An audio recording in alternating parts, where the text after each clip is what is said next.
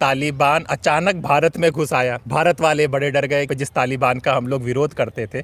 तो इसको किस तरह से देखा जा रहा है? ये तो निसंदेह कि तालिबान को लेकर के एक वैश्विक संदेह है, लेकिन उस संदेह को उन्होंने ये साबित किया गवर्नेंस एक रीजनल स्टेबिलिटी के लिए काम कर रहे हैं। जो आतंकवादी घटना हुई पहलगाम की घटना जो हुई, पाकिस्तान ने तो अपनी नीयत नहीं बदली, ना अपना चरित्र बदला, लेकिन अफगानिस्तान में जो तालिबान शासन है उसने अपने आप को काफ़ी ट्रांसफॉर्म किया है। तो ये बिल्कुल सही समय है कि हमें इस क्षेत्र के उस देशों के साथ इंगेजमेंट बढ़ानी चाहिए। वहाँ जो एक लोकतांत्रिक उथल पुथल मची है, वहाँ भी स्थायी शांति की तरफ बढ़े। पाकिस्तान एक चीन के साथ उसकी पुरानी दोस्ती है, अमेरिका और चीन की भी दोस्ती बढ़ रही है। चाइना का इंगेजमेंट तालिबान के साथ बहुत तेज़ी से बढ़ रहा है।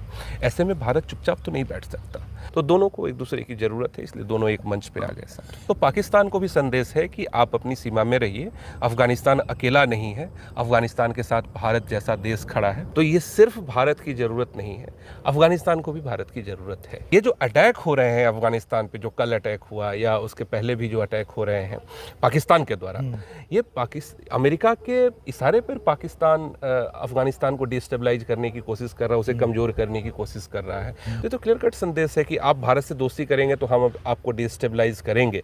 तो हम तो अपने राष्ट्रीय हित को ध्यान में रखते हुए संबंधों का विस्तार कर रहे हैं। मुझे नहीं लगता कि तालिबान के विदेश मंत्री यहाँ आएंगे तो उससे कुछ बिहार के चुनाव में फर्क पड़ेगा। घरेलू राजनीति में जो ज़्यादा समझ रखते हैं वो लोग कुछ इसमें लिंक निकाल सकते हैं। अचानक से एक रेसिप्रोकल टैरिफ का जो मुद्दा उठा दिया राष्ट्रपति ट्रंप ने, उसने भारत को भी आश्चर्य में डाला। अब ये सिग्नल आ रहे हैं कि दोनों की मीटिंग के बाद कुछ मुद्दे रिजॉल्व हो जाएंगे।